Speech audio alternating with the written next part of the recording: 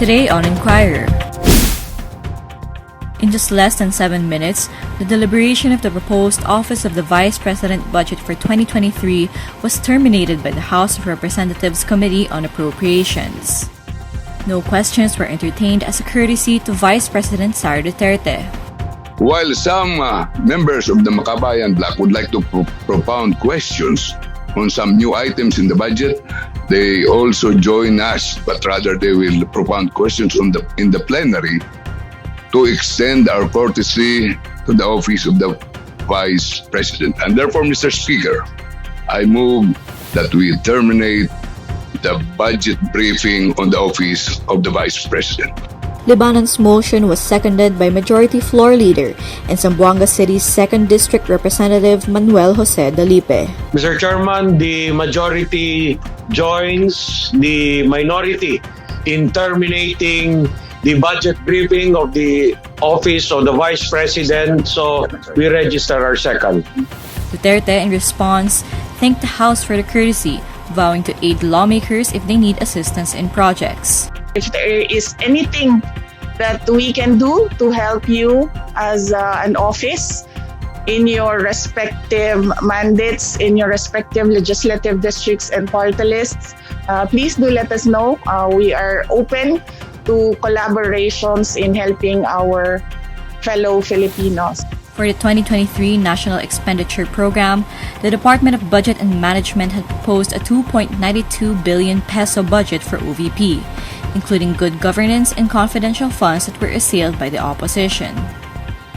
Meanwhile, Vice President Sara Duterte, who concurrently sits at the helm of the Department of Education, claimed that if the DepEd receives the additional 100 billion sought in its proposed 2023 budget, it will be able to address all of the country's basic education problems within 6 years.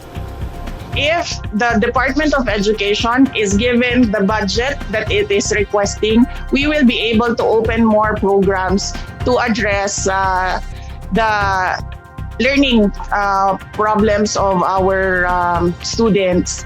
So, initially po, lumapit na kami sa Pangulo at sinabihan ko po ang Pangulo na if you give me 100 billion, I will solve all the problems of basic education.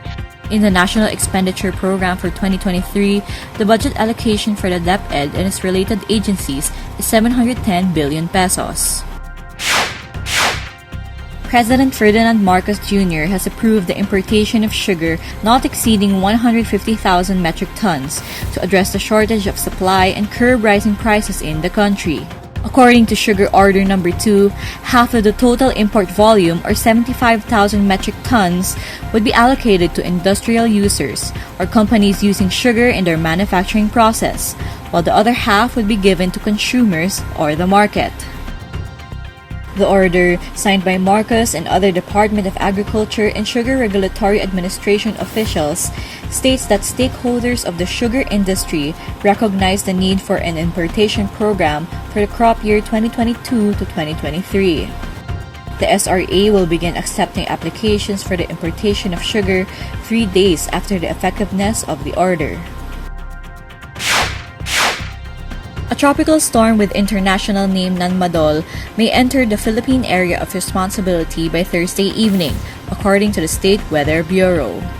Ito ay posibleng pumasok ng ating area of responsibility bukas ng gabi or by early morning ng Friday, kung saan nakita natin yung posibilidad na kapag ito ay pumasok sa ating area of responsibility ay ito ay magi-intensify pa at magiging isang typhoon category at papangalanan nating Josie.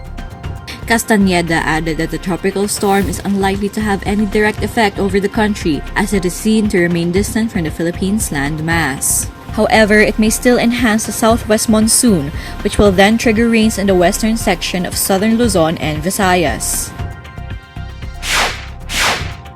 New discoveries proving the human occupation of Pilanduk Cave in Palawan 20,000 to 25,000 years at the height of the last ice age were unearthed by a team of archaeologists from UP Diliman and the National Museum. New data and evidence for specialized deer hunting and freshwater mollusk foraging were also gathered during the re-excavation, as well as fossils for a tiger and remains of other native mammal and reptile fauna of Palawan. In a statement, UPD archaeologist and lead research author Janine Ochoa and co-principal investigator Ame Garong from the National Museum explained that the cave is an important late Pleistocene archaeological site in the Philippines.